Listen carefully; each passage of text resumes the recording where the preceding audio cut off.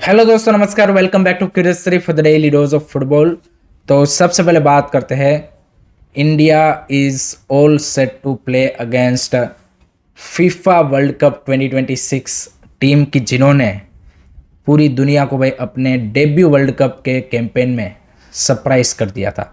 I am talking about Cape Verde. Yes, ये final stages of discussion में है with Cape Verde federation to arrange a friendly match in the upcoming September October FIFA window, कि जहाँ पे already India 5 time world cup champion Brazil को भी face करने वाला है। तो जो फुटबॉल फैंस है इंडिया में, उनके लिए भी इससे बढ़िया खबर हो नहीं सकती कि उनको एक और वर्ल्ड कप की यहाँ पे एक्साइटिंग टीम को इंडिया में खेलते हुए देखने का मौका मिलेगा। केपे वार्दे का हम सबको पता है कि ये जो डेब्यू वर्ल्ड कप कैंपेन था, उसने भाई पूरे वर्ल्ड को भाई शॉक करके रख दिया था, क्योंकि उन्होंने अपने ग्रुप स्टेज में अनबीटन रन के साथ यहाँ पे नॉकआउट में क्वालिफाई किया था, जहाँ पे उन्होंने भाई वर्ल्ड कप विनर स्पेन के सामने ड्रॉ खेला, देन उरुग्वे के सामने ड्रॉ, एंड देन सऊदी के सामने भी ड्रॉ खेला था। And after that in round of 32 Messi की अर्जेंटीना के सामने भाई एक रोमांचक मैच में उन्होंने एक्स्ट्रा टाइम में भाई वो 3-2 से मैच हारे थे। तो जिस तरीके का उनका कैंपेन था, it was unbelievable. And Cape Verde was one of the most talked about team in FIFA World Cup 2026। उसी के साथ उनके जो भाई 40 ईयर के गोलकीपर है वोजिन्या, उन्होंने भी जिस तरीके से ओवरऑल यहाँ पे परफॉर्मेंस दी थी, it was a unbelievable performance. And यहाँ पे वो मतलब एक सुपरस्टार की तरह यहाँ पे उभरे हैं आफ्टर दी वर्ल्ड कप, क्योंकि सोशल मीडिया पे भाई पूरे वर्ल्ड में वो सबसे ज़्यादा फॉलोड गोलकीपर है एट द मोमेंट। तो डेफिनेटली यहाँ पे एक हाइप्ड टीम है, एंड जिस तरीके से ओवरऑल उनकी क्वालिटी भी है, it is gonna be challenging for us at the moment. 30 सितंबर टू 6 अक्टूबर की विंडो यहाँ पे केपे वर्दे की ओर से दी जा रही है। दैट मीन्स या तो आपको ब्राज़ील से पहले उस मैच का अरेंजमेंट करना पड़ेगा 30 सितंबर को, या फिर आपको 6 अक्टूबर को ब्राज़ील मैच के बाद करना पड़ेगा। तो ये अभी डिस्कशन चल रहा है, but as per the media report there is a high chance कि इंडिया वर्सेस केपे वर्दे का मैच होगा। उसी के साथ एक और कंट्री का नाम निकल के आ रहा है मीडिया में, एंड वो है उरुग्वे। बट मेरे को लगता है कि उरुग्वे के सामने खेलने के चांसेस हमारे कम है एट द मोमेंट, क्योंकि उरुग्वे का जो शेड्यूल है उसमें उन्होंने सितंबर अक्टूबर फीफा विंडो में 2 मैच ऑलरेडी कमिट कर दिए हैं to Japan and South Korea, जिसका शेड्यूल भी आ चुका है। 24 सितंबर को उरुग्वे जापान को फेस करेगा, 28 सितंबर को उरुग्वे यहाँ पे आपका साउथ कोरिया को फेस करेगा। तो वहाँ पे भाई बिफोर दी ब्राज़ील मैच आपका उरुग्वे के सामने मैच बन नहीं सकता, after the Brazil match he possibility है। तो या तो आपको ऐसा करना पड़ेगा कि भाई केप वर्दे जो कि 30 सितंबर से 6 अक्टूबर है, तो उसको आप 30 सितंबर के का मैच अरेंज करो, 3 अक्टूबर को आप ब्राज़ील का मैच रखो, एंड देन 6 अक्टूबर को अगर उरुग्वे यहाँ पे एग्री करे तो आप वहाँ पे रख सकते हो। That is the only possible you can say कि डेट की जहाँ पे उरुग्वे का मैच आप सेट कर सकते हो। तो शेड्यूलिंग के पॉइंट ऑफ व्यू से उरुग्वे थोड़ा सा डिफिकल्ट दिख रहा है, बट लेट्स सी यहाँ पे क्या उनके साथ भी मैच का अरेंजमेंट कर पाते कि नहीं कर पाते। But this is the update regarding Indian national football teams upcoming matches in September October FIFA window. आप कितने एक्साइटेड हो कॉमेंट सेक्शन में ज़रूर बताइएगा। सेकंड दोस्तों, बात करते हैं कल हुए AFC चैंपियंस लीग 2 के ग्रुप स्टेज के ड्रॉ के बारे में, कि जहां पे ईस्ट बंगाल को वेस्ट रीजन में भाई possibly one of the relatively easy group मिला है कंपेयर टू, अगर आप यहाँ पे वेस्ट रीजन में ग्रुप्स देखेंगे बाकी ग्रुप A B C, तो वहाँ पे भाई काफ़ी चैलेंजिंग टीम है। ईस्ट बंगाल को मिला है भाई यहाँ पे ग्रुप D, कि जहाँ पे उनको फेस करना है अल हुसैन जॉर्डन लीग का winner, then Al Shorta from Iraq and Al Seeb from Oman. अगर हम अल हुसैन की बात करें तो उन्होंने इससे पहले एक भी बार इंडियन क्लब को फेस नहीं किया है। लास्ट ईयर वो करने वाले थे 25-26 सीजन में ACL 2 में ही, क्योंकि वो भी मोहन बगान के सेम ग्रुप में थे, बट हम सबको पता है कि मोहन बगान ने भाई यहाँ पे पुल आउट कर लिया था, तो इसीलिए अल हुसैन वर्सेस मोहन बगान का मैच लास्ट सीजन नहीं हो पाया था। But Al Hussein is a strong team guys, Jordan का क्लब है, but they are really really strong, क्योंकि लास्ट सीजन उन्होंने यहाँ पे ग्रुप स्टेज में भाई सेफान जो कि ईरान का one of the top club है उनको हराया था। देन राउंड ऑफ 16 में उन्होंने लास्ट सीजन के ईरान के लीग विनर्स इस्तिकलाल को भी यहाँ पे नॉकड आउट कर दिया था with the aggregate score line of 4-2। तो I think Al Hussein is gonna be really really tough challenge for East Bengal, and chances कम है कि वहाँ पे कुछ रिजल्ट ईस्ट बंगाल प्रोड्यूस कर पाएगा। बट उसके बाद जो सेकंड पे ओपोनेंट है अल शोरता जो कि इराक का क्लब है, उन्होंने भी लास्ट सीजन सेकंड पे अपने लीग में फिनिश किया था, लेकिन वो ऐसी टीम है कि जहाँ पे ईस्ट बंगाल डेफिनेटली एटलीस्ट यहाँ पे होम पे कुछ रिजल्ट प्रोड्यूस करने के लिए देख सकते हैं। एंड देन जो थर्ड क्लब है ओमान का अल सैब, कि जिसको यहाँ पे लास्ट सीजन एफसी गोवा ने फेस किया था एंड एफसी गोवा ने उनको हराया था, तो वहाँ पे East Bengal has to beat them, तभी यहाँ पे जो ईस्ट बंगाल का नॉकआउट में जाने का चांसेस है वो बन पाएगा। आप अगर सेकंड पे भी फिनिश करते हो अपने ग्रुप में तब भी आप नॉकआउट के लिए क्वालिफाई होंगे। तो अल शोरता एंड अल सैब वाले जो मैचेस है वो ज़्यादा इंपॉर्टेंट है ईस्ट बंगाल के लिए, कि वहाँ पे उनको रिजल्ट प्रोड्यूस करने पड़ेंगे।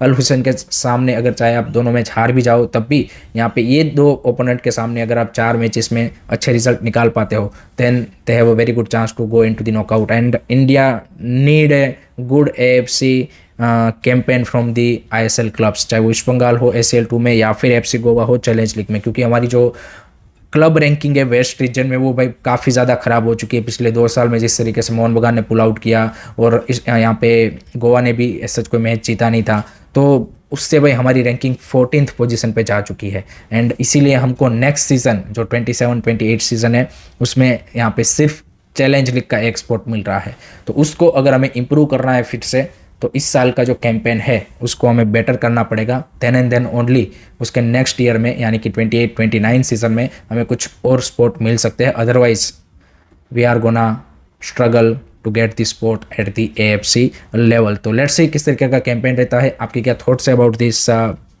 ड्रॉ, कमेंट सेक्शन में ज़रूर शेयर कीजिएगा। थर्ड दोस्तों अब बात करते हैं दुरान कप के बारे में, क्योंकि आज से सेमीफाइनल स्टार्ट हो रहे हैं। पहला सेमीफाइनल है SC दिल्ली वर्सेस ईस्ट बंगाल का। इंटरेस्टिंग मैच होने वाला है दोस्तों, बिकॉज SC दिल्ली भी भाई यहाँ पे तगड़ी फॉर्म में दिख रही है। जिस तरीके से उनका ओवरऑल अभी तक दुरान कप का कैंपेन रहा है, जिस तरीके के फॉरेनर्स वो लेके आए हैं, रोड्रिगो और वो सब यहाँ पे ज़बरदस्त फॉर्म में दिख रहे हैं।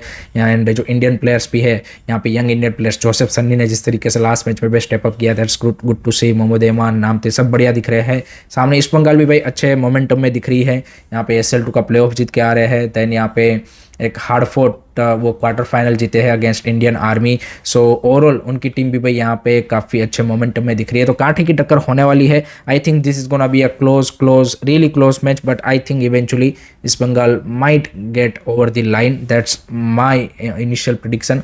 आपकी क्या थॉट्स है, आपकी क्या प्रिडिक्शन है, कॉमेंट सेक्शन में ज़रूर बताइएगा। नेक्स्ट उसके बाद दोस्तों बात कर लेते हैं ISL के बारे में। तो उसमें भाई स्टार्टिंग डेट के बारे में जैसे मैंने 2 दिन पहले आपको बताया था कि यहाँ पे अक्टूबर का 2nd वीक यानी कि 10th October eight the moment जो ISL की गवर्निंग काउंसिल की कल ऑनलाइन मीटिंग मिली थी, उसमें डेट फाइनलाइज किया गया है कि 10th अक्टूबर से आपका ISL स्टार्ट होगा। एंड उसी के साथ आपका जो टोटल टीम से उसके रिगार्डिंग ये अपडेट आ रहा है कि यहाँ पे 13 टीम तो कंफर्म है। जो 14th डायमंड हार्बर है उसके रिगार्डिंग आज उनका फाइनल डिसीजन बन जाएगा। आज वेडनेसडे को 19th ऑफ अगस्त को दोपहर 2 बजे का डेडलाइन दिया गया है डायमंड हार्बर को कि आपका जो 2nd इंस्टॉलमेंट है वो आप पेमेंट कर दीजिए, तभी आपका पार्टिसिपेशन कंफर्म माना जाएगा। अगर वो पेमेंट नहीं करते हैं तो यहाँ पे ISL 13 टीमों के साथ होगा, ऐसा अभी गवर्निंग काउंसिल ने डिसीजन लिया है। इनिशियली उन्होंने मीटिंग में डिस्कस किया था कि एक और टीम को हम इनवाइट कर सकते हैं, क्योंकि मोहम्मदन SC ने भी इंटरेस्ट दिखाया था कि अगर डायमंड हार्बर नहीं खेलता है तो हम, क्योंकि रेलीगेट हुए हैं, तो हमें यहाँ पे फिर से ISL खेलना है। एंड शिलोंग लाजोंग ने भी ये प्रपोज किया था कि भाई मोहम्मदन एंड शिलोंग लाजोंग का एक प्ले ऑफ मैच करवा दीजिए, जो भी जीतेगा उसको यहाँ पे आप खिला लीजिए। बट गवर्निंग काउंसिल ने यह सोचा है कि भाई 13 टीमों के साथ ही हम आगे बढ़ेंगे अगर डायमंड हार्बर नहीं आता है तो इस तरीके की अभी यहाँ पे शेड्यूलिंग दिख रही है। मेरा एक एज अ फ्रेंड्स सिंपल सा ही यहाँ पे गवर्निंग काउंसिल से क्वेश्चन है कि आपने यहाँ पे डायमंड हार्बर ने पेमेंट नहीं किया तो आप उसको यहाँ पे निकाल रहे हो एंड उसकी जगह पे कोई टीम नहीं लेके आ रहे हो। तो जमशेदपुर FC ने भी पेमेंट नहीं किया था आपका 31 अगस्त की जो पहला इंस्टॉलमेंट का डेडलाइन था, वो भी उन्होंने नहीं किया। फिर 2nd डेडलाइन ये FF ने दिया 12 अगस्त का, वो भी नहीं किया, तो वो टीम वहाँ से निकल गई। तो फिर आप उसकी जगह पे फिर चर्चिल ब्रदर को क्यों अलाउ कर रहे हो? उन्होंने चाहे जमशेदपुर ने चाहे भले ही लाइसेंस ट्रांसफ़र किया हो चर्चिल ब्रदर को, तो वैसे तो अभी डायमंड हार्बर भी अगर मोहम्मदान या फिर आपके शिलोंग लाइजोंग को ट्रांसफ़र कर दे तो फिर आपको अलाउ करना चाहिए। तो ये डबल स्टैंडर्ड नहीं होना चाहिए मेरे हिसाब से। अगर आप यहाँ पे टीम अलाउ कर रहे हो तो उधर भी करना ही चाहिए। आप वहाँ पे फिर बोल रहे हो कि नहीं भाई हम 13 टीम के साथ ही करेंगे, तो ऐसा नहीं होना चाहिए honestly, on the basis of fair and square you can say कि league rules, but this is how Indian leagues work, so that is the thing. बाकी आपका क्या मानना है कमेंट सेक्शन में बताइएगा ज़रूर। लास्ट में दोस्तों बात कर लेते हैं आईएसएल ट्रांसफ़र के बारे में। तो वहाँ पे एक दो इंटरेस्टिंग फॉरेन साइनिंग हुई है। तो उसमें सबसे पहले बेंगलुरु एफसी ने 29 ईयर ओल्ड मोंटीनेग्रन स्ट्राइकर मिहाइलो पेरोविच को साइन किया है, जो कि लास्ट सीजन इंडोनेशिया की टॉप लीग में खेल रहे थे परसेबाया सुएवाला के लिए, एंड वहाँ पे उन्होंने आई थिंक 5-6 गोल भी मारे थे सीजन में। सो उनकी साइनिंग उन्होंने डन कर ली है। So that's the interesting one from the BFC side. अगर आप बीएफसी का फ्रंट अटैक देखेंगे तो वहाँ पे उनके पास ऑब्वियसली सुनील छेत्री है, रेन विलियम्स है, बोरखा मार्टिनेस की साइनिंग उन्होंने इस सीजन की है, जो कि स्पेनिश प्लेयर है। Now this Mihailo and Asik Kuruniyan भी है, यहाँ पे शिवा शक्ति है। So this are the attacking option जो कि एट द मोमेंट बीएफसी यहाँ पे नेक्स्ट सीजन के लिए यू कैन से कि प्लान आउट करके चल रहे हैं। Let's see how is gonna adapt into the ISL and किस तरीके की उनकी परफॉर्मेंस रहती है। आप इस साइनिंग को कितना रेट करेंगे कमेंट सेक्शन में ज़रूर बताइएगा।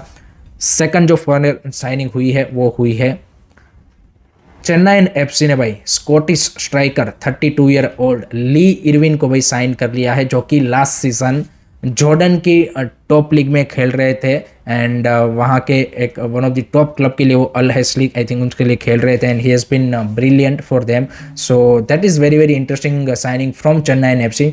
एंड जिस तरीके की चेन्नई एफसी की इस सीज़न की स्क्वाड रिबिल्डिंग दिख रही है with the young potential Indian players and some interesting foreigners, I think this is gonna be a exciting season for Chennai FC. So let's see under Clifford Miranda किस तरीके की उनकी परफॉर्मेंस रहती है। बाकी आप ली इरविन की साइनिंग को कितना रेट करेंगे कमेंट सेक्शन में जरूर बताइएगा। So that's it from my side guys regarding today's football news. I hope कि आपको पसंद आया होगा।